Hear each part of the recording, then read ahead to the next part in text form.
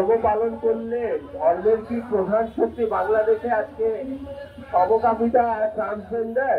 সেই ধর্মীয় নেতা বা ব্যক্তি আমরা জানি যে কুখ্যাত এসালম গ্রুপের শরিয়া বোর্ডে ছিলেন এবং বোঝা যায় যে এসালমের একটা প্রতিষ্ঠানে কাজ করা মানে যে সবসময় সেটা খুব খারাপ কিছু, বাট এসালমের সাথে ওনার ফেসবুক পোস্ট একটা শেয়ার হয়েছে যেখানে দেখা যাচ্ছে যে এসালমের প্রধানের সাথে ওনার ডিরেক্ট কথোপকথন হচ্ছে। তো এটা একটা আমার কাছে মনে হয় যে একটা খুব সিগনিফিকেন্ট একটা বিষয়, এই কারণে যে এসালম তো আসলে ফ্যাসিস্ট রেজিমের ক্যাশিয়ার হিসেবে আমরা চিনি, তাই না? এই ফ্যাসিস্ট রেজিমের টাকা পয়সা, লুটপাট, মানি লন্ডারিং সবকিছুতে এসালম যুক্ত। সেই এসালমের সাথে ঘনিষ্ঠ সংযুক্ত একজন ধর্মীয় আলেম, উনি একজন ধর্মপ্রাণ ব্যক্তি হতে পারেন, কিন্তু এখানে একটা বিরাট কনফ্লিক্ট অফ ইন্টারেস্ট চলে আসে, একটা নৈতিক অবস্থান নিয়ে একটা বিরাট প্রশ্ন ওঠে। একটা ফ্যাসিস্ট রেজিমে একজন সহযোগীর সাথে থেকে উনি এতটা সময় কাটিয়ে হঠাৎ করে যেই ফ্যাসিস্ট রেজিমকে প্রতিহত করার জন্য যেই নেটওয়ার্কের শিক্ষকরা সবসময় সামনে ছিলেন তাদের বিরুদ্ধে বিষোদ্গার করাটা অবশ্যই একটা সুগভীর চক্রান্ত মনে করাটা খুব একটা অস্বাভাবিক কিছু না। ধর্মের লেবাস তুলে, ধর্মীয় অজুহাত তুলে ফ্যাসিস্ট রেজিমের সহযোগী যদি দেখি আজকে ফ্যাসিস্ট রেজিমের, তাহলে অবশ্যই এটা নিয়ে একটা আমাদের মধ্যে বিভিন্ন প্রশ্ন জাগতেই পারে। এই যে ধর্মীয় গোষ্ঠীরা যখন বিশেষ করে বিভিন্ন ধর্মীয় বিদ্বেষ ছড়ায়, এবং গত কয়েক বছরে আমরা দেখেছি যে সমকামিতা, ট্রান্সজেন্ডার এগুলা ইস্যু নিয়ে প্রচন্ড হইচই তৈরি হয়ে যায়, অনেক লোকের সমাবেশ ঘটে যায়, বিশ্ববিদ্যালয় বন্ধ হয়ে যায়। ঠিক একই সময়ে হাজার হাজার টাকা লুটপাট, ব্যাংক খালি হয়ে যাচ্ছে,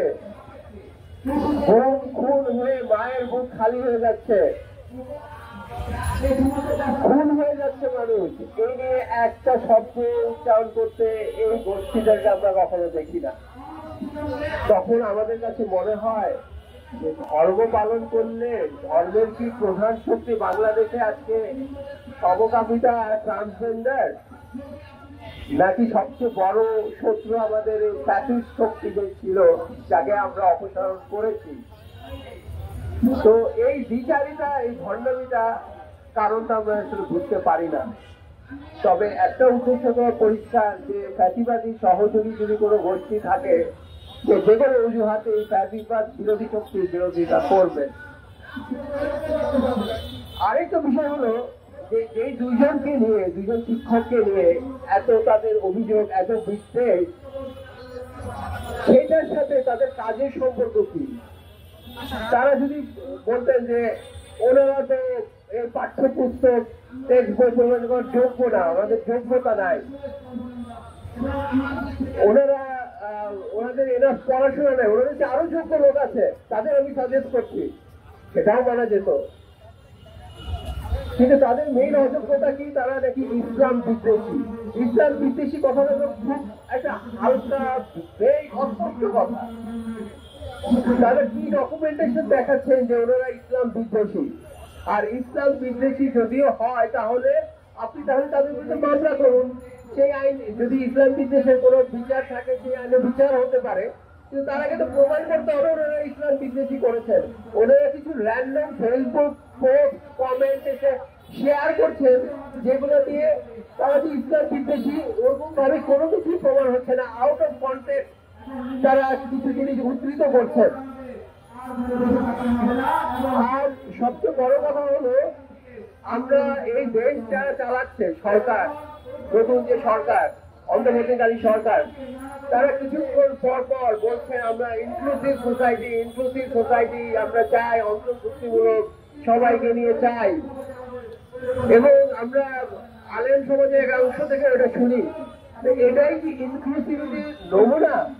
এই যে স্বৈরাচার যে পালিয়ে গেছে এবং তার দোসররা যারা এখানে আছে, যাদেরকে কাউকে কাউকে আমরা আফসোস লীগ বলি, সব জানতা লীগ বলি, মজা করে হয়তো বলি, কিন্তু ব্যাপারটা মজার না। তারা কিন্তু খুব খুশি হচ্ছে, কারণ তারা দেখছে যে স্বৈরাচার বিরোধী যে প্ল্যাটফর্ম, এটার মধ্যে ভাঙন ধরছে। তারা ভাবছে আস্তে আস্তে আমাদের জন্য সুযোগ তৈরি হচ্ছে। তারা এগুলো আরো উস্কে দিচ্ছে। এই যে একটু আগে বললেন, যেসব মিডিয়া আগে ফ্যাসিবাদের দোসর ছিল, তারা এখন দেখা গেল ইসলাম প্রেমী হয়ে গেছে হঠাৎ করে। কারণ কি? তাদের টার্গেট তো হচ্ছে ফ্যাসিবাদী বিরোধী শক্তিটা। তাদের রাগ আছে না তাদের উপরে, এখন ইসলামের রেবাজ দিয়ে এখন এই মিডিয়াও তাদেরকে অ্যাটাক করছে। সংবাদ, ফিচার ও অনুষ্ঠানের জন্য ভিজিট করুন সংবাদ প্রকাশের ওয়েবসাইট এবং যুক্ত থাকুন ফেসবুক পেজ ও ইউটিউব চ্যানেলের সঙ্গে।